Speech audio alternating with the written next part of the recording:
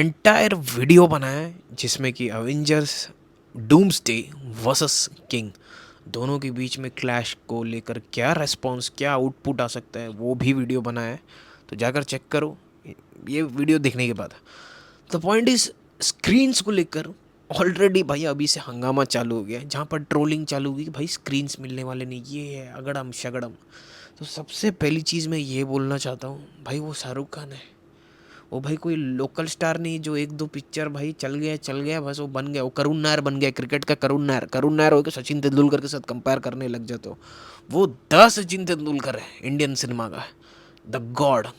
भाई वो 30 साल से जो इंडस्ट्री में आज तक खड़ा है, जिसका कंपैरिजन कभी सनी देओल के साथ हुआ है, कभी सलमान खान के साथ हुआ है, कभी ऋतिक रोशन के साथ कंपटीशन हुआ है, कभी रणबीर कपूर के साथ कंपटीशन हुआ है, आज प्रभास के साथ हो रहा है। अभी वो चैप्टर भी खत्म हो गया, बहुत दूर निकल गया वो। उसके बाद अभी फिर किसी के साथ होगा, फिर रणबीर कपूर के साथ होगा, फिर सलमान खान कमबैक अगर होगा तो सलमान खान के साथ होगा। वो सारे कॉम्पिटिटर्स बदलते रहते हैं लेकिन वो एक ही है। तो एट दिस पॉइंट वो शाहरुख खान है स्क्रीन्स के मामले में भाई, वो डोमिनेट कर चुका है, बड़ी बड़ी पिक्चर को डोमिनेट कर चुका है वो। तो स्क्रीन्स के मामले में यस ऑब्वियसली जब वो रिलीज़ होगी सेकेंड वीक में तो डैम एंड डैम श्योर 3,800 से 4,500 स्क्रीन के अंदर ही रहेगी। वो भूल जाओ उसको 2,000 स्क्रीन में, 2-2,500 स्क्रीन में। कोई और स्टार होता, इंडिया का कोई भी स्टार होता तो मैं लिख कर दे सकता था 3,000 के ऊपर स्क्रीन मिलेगा ही नहीं उसको। मैं लेकिन यहाँ लिख कर दे सकता हूँ 4,000 से नीचे स्क्रीन उसको नहीं मिलने वाली जब वो रिलीज़ होगी फिल्म।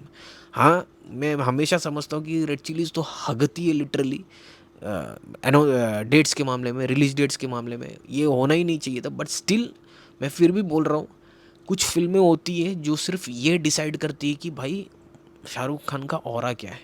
मे भी मुझे फुल वाइब्स इस फिल्म से आ रही है। ऑरा क्या इन द सेंस, अबे उसके बाद 2-3 पिक्चर और वो करेगा, 4-5 पिक्चर और करेगा, वो 1,000 करोड़ 1,500 करोड़ ये रिकॉर्ड वो रिकॉर्ड कर देगा। वो रिकॉर्ड ऑलरेडी कर दिया, वो रिकॉर्ड तो कोई नहीं तोड़ पाएगा। एक सिंगल ईयर के अंदर में 2,700 करोड़ वो रिकॉर्ड तो करते हैं। लेकिन कभी हिंदुस्तान के अंदर में दुनिया की सबसे बड़ी पिक्चर रिलीज़ हो रही है, उसके सामने अपन अपनी पिक्चर लगा रहे, एक जैकपॉट वाला मतलब खेल खेल रहे हैं कि अगर आर्या पार इधर हुआ for a chance, it's like a dream but for a chance India के अंदर में मार डाला, उस पिक्चर को हरा दिया क्लैश में, तो उसके बाद में समझ रहे हो क्या रेस्पॉन्स आ सकता है।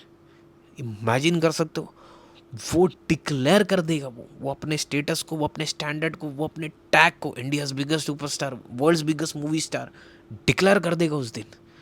बट चांसेस बहुत रेयर है, बट स्टिल उसने क्लैश किया, उसकी प्रोडक्शन हाउस क्लैश करवा रही है, so there might be a reason for it.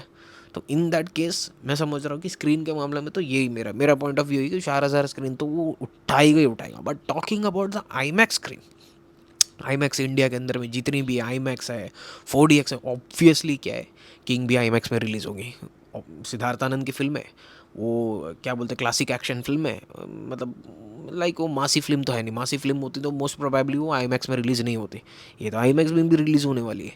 At this point मुझे लगता है कि आई मैक्स बहुत डैमेज करेगी, बहुत लिटरली डैमेज करेगी, क्योंकि I max at any cost, मैं समझ रहा हूँ कि सेकेंड वीक में, वो सेकेंड वीक में, बट स्टिल एवेंजर्स का जो तूफान है भाई, वो सैलाब जो है ना डूम्सडे का, वो डूम्सडे का वो सैलाब पूरा होते वो तूफान की तरह दौड़ते हुए सेकेंड वीक की तरफ भी आएगा।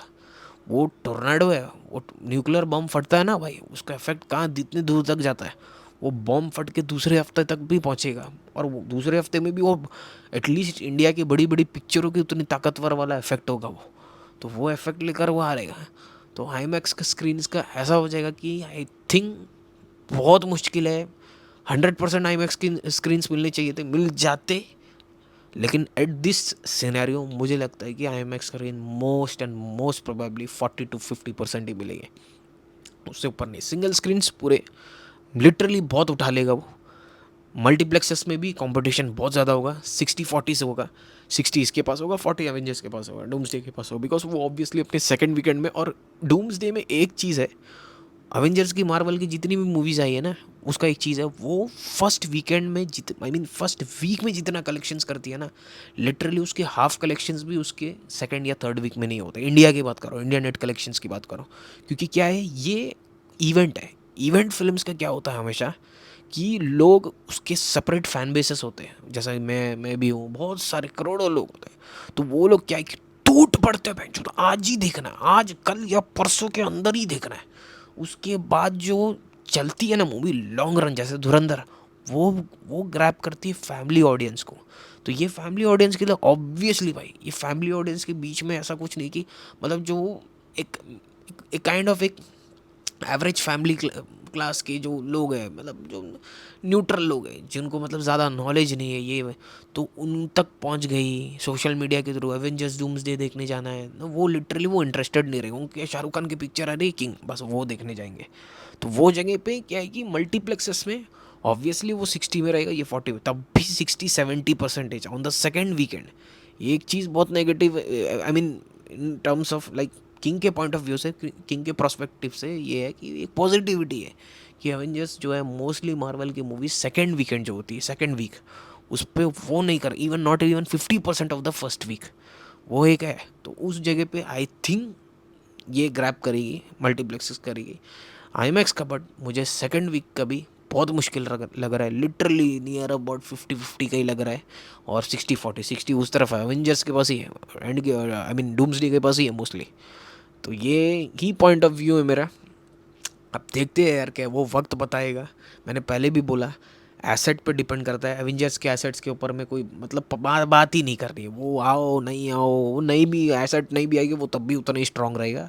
बट किंग के मतलब मामले में अगर जाओ तो एसेट पर डिपेंड करता है कि उसका टीज़र कैसा होगा, उसका ट्रेलर कैसा होगा। ये वॉर टू की तरह ना हो कि भाई एक्सपेक्टेशंस टॉप नॉच हो गया भाई, हाँ इंडिया के अंदर में 1000 करोड़ करेगी, उसके बाद में टीज़र ट्रेलर के बाद में पब्लिक का पूरा पॉइंट ऑफ व्यू ख़राब हो गया, एनटीआर उसमें आके मतलब कुछ ऐसा भयानक कर जा रहा है, मतलब पब्लिक में जूता चप्पल लेकर थिएटर के सामने खड़ी है। तो ऐसे इस टाइप के एसेट्स ना हो, मुझे नहीं लगता भाई। ऑब्वियसली वो शाहरुख खान की पिक्चर है वो तो कुछ चांस ही नहीं लेगा।